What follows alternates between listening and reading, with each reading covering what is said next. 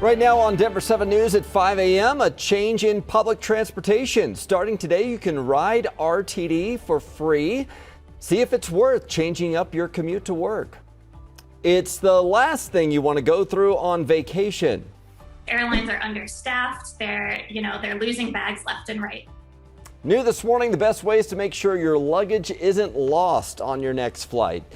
And helping Colorado families struggling to put food on the table right now. For the first time ever, we're seeing person after person who has never in their life needed food assistance before now.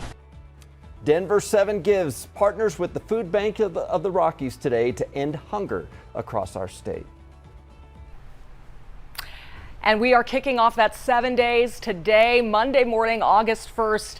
You can make a donation on our website right now. We'll tell you all about the ways to donate shortly. I'm Denver 7's Nicole Brady, live this morning at the Food Bank of the Rockies Distribution Center. Brian. All right. Thank you, Nicole. We'll talk to you here in a bit. Meanwhile, it is a hot and dry start to August. Let's get to Katie for a check of our Denver 7 forecast. Good morning, you guys, and happy Monday. All is calm and cool out there right now with 50s and 60s across the metro area and east, low 40s only in Leadville to start our Monday. This morning we'll hover in the high 60s, low 70s until about 7 a.m. and then we'll start to see those temperatures rise very rapidly. By 10 o'clock, getting to 85 degrees, and daytime highs will be above seasonal normals in the mid to even upper 90s. Here's Futurecast sunshine to start our day, increasing cloud coverage this afternoon. We'll start to see a little scattered storm and shower activity impact Colorado's high country. Gusty winds, light to moderate rainfall will be the main weather threats, and then mainly dry conditions here in town. Jason will have a better chance for seeing a few storms develop for Tuesday. And right now it's a dry commute anywhere you want to go. Looking pretty good on all the road conditions. We did have a closure on the overnight hours for many hours on that westbound side of I-70 right here between Central Park and Quebec. Now from the camera back here at Quebec, looking back at that area, you can see the traffic's moving along normally. So the traffic going away from us is the eastbound side heading over for DIA. And there actually is a slight delay with some construction on Pena Boulevard if you're heading that way. The westbound side is all open if you hear about that earlier crash. You can see the drive times 10 minutes now out to the east side. We still have this water main break. They were hoping by 6 a.m. they're going to have all lanes of eastbound Colfax open by Fenton getting over to Sheridan. Until then, you can use 14th to easily get around that work that's happening right now. And the rest of the drive looks okay, whether it's down to the south side or up to that north side of town. And if you don't feel like driving to work this morning and wanted to let somebody else do it, mass transit is free across the state this month, and that includes all the RTD buses and the trains. So August is typically the highest ozone month for the state of Colorado. So this is in partnership with the Colorado Energy Office. So this is why it will be zero fare in August, trying to encourage people to take transit during the hottest and most ozone polluting month. And what RTD hopes is that this free month of rides will get people used to riding transit, and they also hope that it's going to continue where people ride transit when the fares come back in September. Denver 7's Christian Lopez is doing some of the math to help you figure out if transit is a valuable option, not only for your money, but also for your time. Good morning, Christian. Good morning. Yeah, that's right. Several people might prefer to stick with their own cars, though, because they don't want to deal with schedules or delays and things like that. But we are at the Bellevue station this morning at the Denver Tech Center, and we're breaking down how much time and money it would take for you to get from here to our TV station on Spear Boulevard, either by taking your own car or by using public transportation. So right now with public transit, it would take you about 45 minutes to get there, and it would include a little bit of walking, both a train and a bus ride. Normally that fare is about $5 one way, except this month you do ride for free. If you drive yourself, Google Maps is showing it'll take you about 15 minutes, and it would be about half a gallon of gas, so a little bit over $2 plus the cost of insurance. And on average, we do spend about $1,700 a year on insurance, so that breaks down to about $5 a day. Driving yourself would be about $8, but you will save some time to get there. So the train ride to the TV station, that wouldn't cost you anything, but it would take you longer to get there. And while not everyone is going to take advantage of this free public transit this month, we did catch up with people who say that this is going to be very beneficial for them. It's going to help me out a lot, and then it should help out a lot of others, and I feel like everybody should just take the advantage. That's just extra money. I have like artistic endeavors that I would like to accomplish this month, so it helps like kind of use that, shuffle that money around to be used in a different way. And Utah tried a similar program in February. We checked with our sister station there. There was a 16% increase in ridership during the week, and about 68 tons of pollutants were saved from the atmosphere. Live in Denver this morning, I'm Christian Lopez, Denver 7. Certainly a start. All right, thank you, Christian. New developments this morning after a tragic accident at Empower Field over the weekend. A woman died after falling during the Kenny Chesney Concert. Police say the woman was sitting on an escalator railing when she fell. In a statement, Stadium Management Company says in part, there is nothing more important than the safety of our guests, and the company is in communication with the Denver Police Department as it investigates this unfortunate situation. Kenny Chesney himself said life is precious. Sharing music brings us together, and that love we share makes us so much more.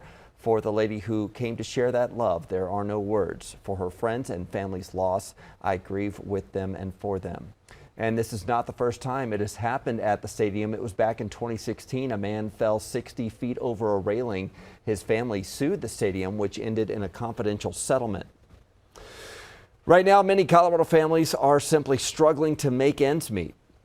For families who are already struggling, we're seeing some of the things that were there to help them and cushion during COVID are disappearing. And so they are having a double squeeze right now. Also, it's summer vacation, so their kids are home from school, which means added burden in their grocery bill. Everything is compounded right now. Several programs that started during the pandemic have ended. Families were getting monthly checks from the advanced child tax credit. That stopped back in January. A lot of COVID rent and mortgage assistance programs have ended, and the extra unemployment benefits have ended. Things that were there that were really helping to float families through a really tough time are gone, and at the same time, everything's costing more. And these are just some of the reasons that food banks across the state need our help right now. Today, Denver 7 is partnering with the Food Bank of the Rockies to kick off 7 days to help end hunger. So Denver 7 Gives will match the first $10,000 in donations, dollar for dollar. My co-anchor, Nicole Brady, is at the Food Bank's distribution center this morning. And Nicole, despite all the pallets that we see behind you, there is an unprecedented need right now. Yeah, it's 150,000 square feet of space here at the distribution center, Brian, and yet every time I'm here and I see all this food here, stacks and stacks of canned food, boxes of pallets, refrigerators full of food, it is hard to believe there are people who are hungry in our state, and yet that is the reality.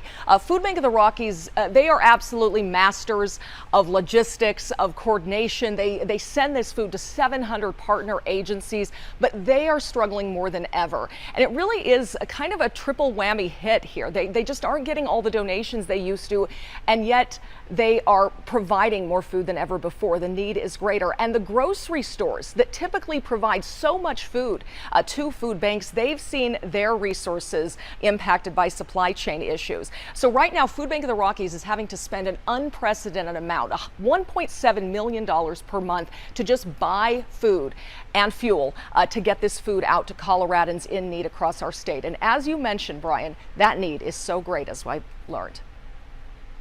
For the first time ever, we're seeing person after person who has never in their life needed food assistance before now. It's since the onset of COVID, that's roughly about 40% of the people we are serving have never needed food assistance before now. We've all had experiences where we're at the grocery store and we get our total and we're like, gosh, that seems a lot more than it used to. For a family that was already living really on the margin of being able to afford their monthly living expenses, are now being faced with those cruel choices. Yeah, I mean, these are your Colorado neighbors that we're talking about here who have to make these choices and are struggling to put food on the table. But your donations can go so far to help them. So if you have the means, just $1 of a donation can provide 4 meals. $25, that's 100 meals. If we could get 10,000 Coloradans this week to donate $25.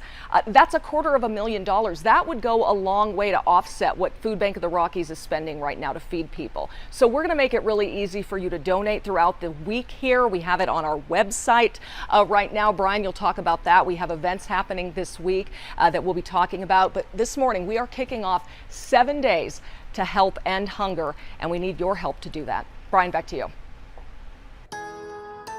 Thank you, Nicole. And in terms of what's happening outside this morning, temperatures are quite mild, but it will warm up quickly. Any outdoor activities, biking, hiking, best to do so early. Some big heat is building over the state and will stay in the 90s through much of the week, Jason. And right now we're actually looking pretty decent across town. We will have a project. If you live in southeast Denver and Glendale, we have a water replacement, well, a valve replacement project that's going to start up after 7 o'clock this morning. So the westbound side of Leetsdale is going to be down to just one lane between Quebec and Monaco right here at Oneida. There will be some turn restrictions in here as well. Again, that work starts at 7 o'clock this morning and is going to last an entire week. Well, after someone won $1 billion in the Mega Millions jackpot, you might be thinking about trying your luck in the next drawing, but we do have a warning about fake lotteries. Plus, I'm John Mataritz. It's the summer of airline delays, cancellations, and lost luggage. I'll show you how to protect your valuables and make sure they get to the same place you're going. Coming up.